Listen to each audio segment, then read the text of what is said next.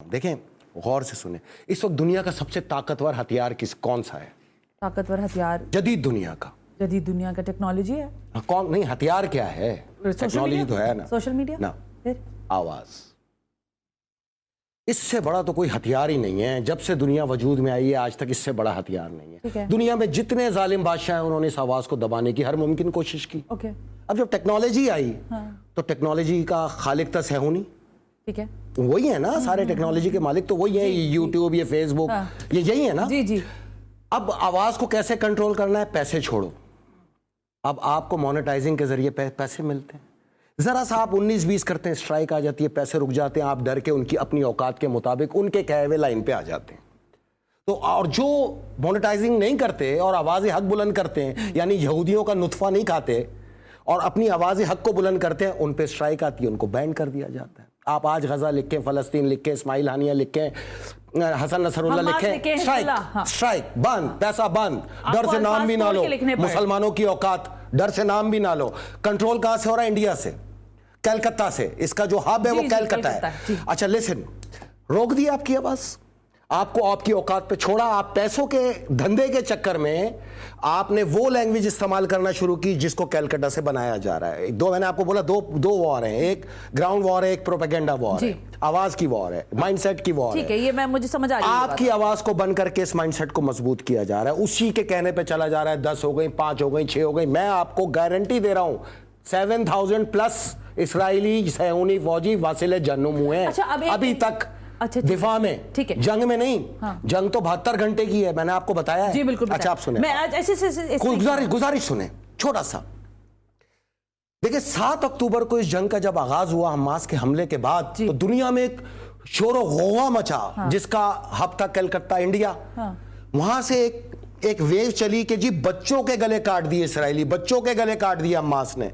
दुनिया में एक शोर उठना शुरू हुआ और बोला ओहो ये तो दहशतगर्द है, इन्होंने बच्चों के गले काट दिए। हालांकि ठीक 5 दिन बाद अमेरिका के सदर जो बाइडन ने ऑफिशियल बयान दिया कि ये इत्तला गलत थी। आपने जंग किस बेस पे शुरू की? दुनिया में उसको दहशतगर्द कह के उन बच्चों के कटे हुए गलों पे, जिसका कोई वजूद ही नहीं था। ये सेम अगर कॉपी करते हुए आप चले, इराक में जब हमला किया तो वेपन ऑफ मास डिस्ट्रक्शन का इतना बड़ा चोचा उठाया, जिसको बाद में आज अमरीकी अवाम उन पे लानत करती है कि तुमने झूठ बोला।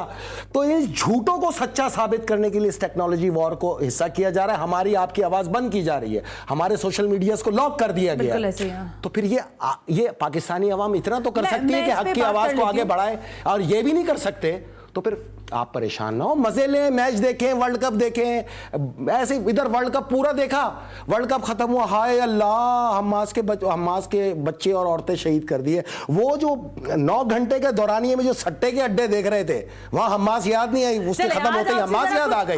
मुनाफिकत की हद होती है यार। मुनाफिकत तो खैर बहुत सारी जगहों पर हो रही है। मैं आपसे भी आज सारी लिप सर्विस कर रहे हैं, लेकिन ईरान के बारे में लोगों का ये ख्याल जाहिर हुआ कि ईरान शायद बहुत स्ट्रेट फॉरवर्ड बात कर रहा है, लेकिन इस स्ट्रेट फॉरवर्ड में वो खुल के सामने नहीं आया अभी भी। आज की तकरीर में भी इब्राहिम रईसी ने वो ज़बान इस्तेमाल नहीं की है या वो अंदाज इस्तेमाल नहीं किया जो कि होना चाहिए था। इसकी क्या वजह है? क्या दुनिया से हिजबुल्लाह का खात्मा हो गया? इसका हिजबुल्लाह का नहीं तो पर हिजबुल्लाह काफ़ी है ना। मैं तो कह रहा हूँ ये सारे नेटो ममालिक, ये सारे नसरानी, यहूदी, हिनूद अपनी तमाम दुनिया की फ़ौज लेके आ जाए, एक हिजबुल्लाह काफ़ी है। भाई मेरी बात सुने, हिजबुल्लाह कौन है? ईरान। हशदल शाबी कौन है? ईरान। ज़ैनबियुन कौन है? ईरान। फातमियुन कौन है? ईरान। यमन के हूसियों पे मुश्तमिल अंसारुल्लाह कौन है? ईरान। हमास कौन है? ईरान। फ़लस्तीन इस्लामी जिहाद कौन है? ईरान। मुल्क से मुल्क नहीं टकराएगा, तो मैंने आपको बहुत पहले बताया था। ये ग्रोह कहते हैं ना आप, ये ग्रोही जंग है ये। तो ये पूरा माइंडसेट ईरान है। अब ये अगर ईरान खुल के नहीं टकरा रहा तो जामा हक्कानिया के ये शागिर्द लड़ रहे हैं जाके। भाई इसलिए जिहाद के परचम, ये जो माइंडसेट है इसको जवाब है डायरेक्ट। ये जिहाद इस्लाम का अलम और जिहाद के परचम के ठेकेदार तो तुम थे, नजर तो तुम्हें आना चाहिए था। खुद तो नजर आए नहीं, घरों में बैठ के कसीदा गोई कर रहे हो। तुम किधर हो? अगर तुम्हें जाने में कोई मसला, टिकट देता हूं, आओ एयरपोर्ट पे लाइन लगाओ, मैं टिकट देता हूं, जाके दिखाओ ना। फिर तुम तो सिर्फ वहां गए हो जहां से डॉलर मिलते हैं, यहां तो डॉलर नहीं मिलेंगे। ये तो ओरिजिनल जिहाद है, ये तो जिहाद फी सबिलिल्लाह है। तो ये बक करने के लिए यही रह गए यहां पर। और ये माइंडसेट जो है इस कॉज को नुकसान दे रहा है ना। ईरान खुल के सामने नहीं आ रहा हो भाई, गोली से लेके, असले से लेके, तोप के गोलों से लेके मिसाइल तक उसी के हैं, तुम्हारे तो नहीं है। تم نے تو ساری زندگی چندے ہی مانگے ہیں, آج کہیں جنگ لگا دو یہ پیٹیاں لے کے چندے مانگنا شروع ہو جائیں گے, اوپر سے باتیں کرتے ہیں. یہ ساری فورسز جن کا یہ پروپیگنڈا ہے ان کا حق تھا جا کے لڑنا. بھائی فلسطین کے اندر 80% تو ہیں اہل حدیث سلفی ہارڈ کور, 20% ہے ہارڈ کور دیوبندی.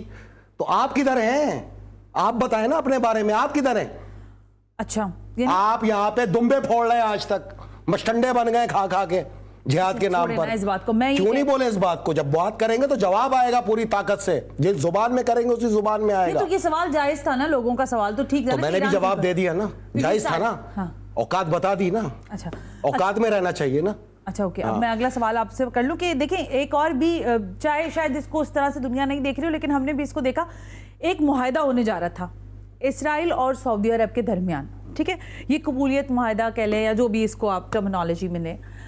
کہا گیا کہ عین اسی وقت, اب آپ نے جب یہ بات کی نا کہ ایران کی فورسز ہیں, جب آپ نے کہا کہ حماس اور باقی سارے مومنین کلو مومنین, اچھا سن لینا, اب کوئی مسلمین نہیں, کلو مومنین, حماس بھی مومن ہے. میں سوال کر لوں, مجھے یہ بتائیں, حماس نے پوری طرح سے جائزہ لیا پوری صورتحال کا کہ اس وقت اسرائیل اور سعودی عرب کے مابین قبولیت کا معاہدہ ہونے کے قریب ہے. 7 اکتوبر کو انہوں نے حملہ کر دیا. کیا وجہ تھی اس کی جنگ چھیڑنے کی؟ تاکہ معاملات خراب ہو جائے, خطہ پورا ڈی اسٹیبلائز ہو گیا, جو کہ ہوتا ہی جا رہا ہے اب. مطلب معاہدے کو روکنے کے لیے جنگ کھول دی, یہی ہوگا نا. آپ دیکھیں نا, آپ انٹیلیجنس تو مانتے ہیں نا, حماس کے پاس ہے, یہ معاہدہ نیٹ ورک تو ہے. ایک منٹ, کس معاہدے کی بات کریں؟ ایک یہ معاہدہ ہے نا, یہ معاہدہ تو 1924 میں ہوا نا. سعودی اخباروں میں اس کی ٹرانسلیشن میں کر دیتا ہوں. I am the Sultan Abdulaziz son of Abdul Rahman Alfaisal Al سعود. میں سلطان عبدالعزیز وال Abdul Rahman Alfaisal Al Saud approve and admit 1000 time to Sir Percy Cox the representative of the Great Britain that I have no objection granting Palestine to the poor Jews and other as it is desired by Britain and whose views I never oppose until the day of judgment. میں 1000 بار برطانیہ کے مطالبے کو تسلیم کرتا ہوں اور قریب یہودیوں کو فلسطین دیتا ہوں, اور میں قیامت تک اس کی مخالفت نہیں کروں گا. That's all. کیا بات کرنے کی کوشش کر رہے ہیں؟ مطلب یہ معاہدہ 1924 میں ہو چکا ہے, فلسطین کو سعودی بادشاہ نے یہودیوں کے حوالے کیا ہے. تو کون سا معاہدہ اب ہونے جا رہا تھا؟ کس چیز کا معاہدہ ہونے جا رہا تھا؟ تسلیم نہیں, بنیاد ہی سعودی بادشاہ نے ڈالی. یہ ہے نا آپ کے ہاتھ میں, پڑھیں. 1924 یہ اس وقت یہ بات ہوئی تھی. جی ہاں, اس کے بعد 48 تک بستے رہے, اور اس کے بعد اسرائیل کو. ابھی یہ جو قبولیت والا معاہدہ تھا, قبولیت کیا, یہ تو بنیادی ہے نا. سوال تو میرا بھی سن لیں بھائی, وہ یہ 1924 میں ہو گیا معاہدہ, قیامت تک آل سعود خاندان فلسطین کی جگہ اسرائیل کو ہی تسلیم کرے گا. That's all. مجھے اس پہ سوال کر لوں میں آپ سے, مجھے یہ بتا دیں گے آپ کہ میں اس وقت 1924 میں تو میں تو نہیں تھی, آپ نے یہ لا کے مجھے کٹنگ نہیں تھے نا, یہ کٹنگ آ گئی ہمارے پاس 1991 میں سعودی اخبار میں شائع ہوئی نا, میرے پاس تو نہیں. ٹھیک ہو گیا نا. میں آپ سے یہ کہہ رہی ہوں کہ آج کے دور حاضر میں جب صورتحال تبدیل ہو گئی نا, پیراڈائم ہی دنیا کی شفٹ ہو گئے کہ نہیں ہو گئے, بہت ساری چیزیں تبدیل ہوئی ہیں. نہیں, بادشاہت نہیں ہوئی نا, وہی آل سعود خاندان چل رہا ہے. جب تک وہ خاندان چلے گا یہ اسرائیل کو تسلیم کیا ہوا. تو حماس نے اس کا فائدہ اٹھایا, آپ یہ نہیں مانتے؟ حماس نے تو اپنی جد و جہد آزادی کی جنگ لڑی ہے نا. حماس تو حریت پسند ہے نا. حماس کون ہے؟ حماس دیکھیں, فلسطینیوں کی تعداد تو 1 کروڑ سے تجاوز کرتی ہوئی تھی نا. جب حالات خراب ہوئے تو جو پیسے والے تھے وہ بھاگ گئے, ہجرت کر گئے. اچھا, وہاں پہ اب مولا حسین کا قول واجب آتا ہے نا کہ جب تمہیں ظالم سر اٹھانے نہ دے اور دین تمہیں سر جھکانے کی اجازت نہ دے تو سر کٹانے سے بہتر کوئی رستہ نہیں. یہ فلسطین 2 پارٹ میں, جو ویسٹ بینک ہے انہوں نے سر جھکا دیا, جنہوں نے سر نہیں جھکایا اور جہاد کا پرچم اٹھایا وہ غازہ میں آ گئے اور وہ حماس بن گئی. وہ اپنی زمین کو آج بھی چھوڑنے کے لیے تیار نہیں ہے. رستہ تو ان کے پاس بھی تھا, چلے جاتے دنیا میں عیاشی کرتے. پاکستان میں بھی تو بھاگ رہے ہیں نا سب چھوڑ کے. دیکھیں ایک ڈیبیٹ ایک ہی چیز ہے نا, یہ اس طرح بھاگ جاتے ہیں. لوگ سمجھتے ہیں جب جہاز ڈوبے تو چوہے بھاگتے ہیں نا, تو وہ بھاگ گئے تھے. جو بچ گئے تھے وہی مجاہد تھے, وہ آج بھی لڑ رہے ہیں. انہی کے اوپر ساری کشت و خون کیا جا رہا ہے. وہی ایکچوئل ایمان افروز جو ہیں وہ لوگ ہیں. آج بھی وہ حریت پسندی کے تحت اپنے فلسطین کی آزادی کی جنگ لڑ رہے ہیں, کیونکہ قائد اعظم محمد علی جناح نے تو واضح طور پہ اس کو ناجائز ریاست کا ہے نا. تو ناجائز چیز تو پاک سرزمین پہ نہیں آ سکتی.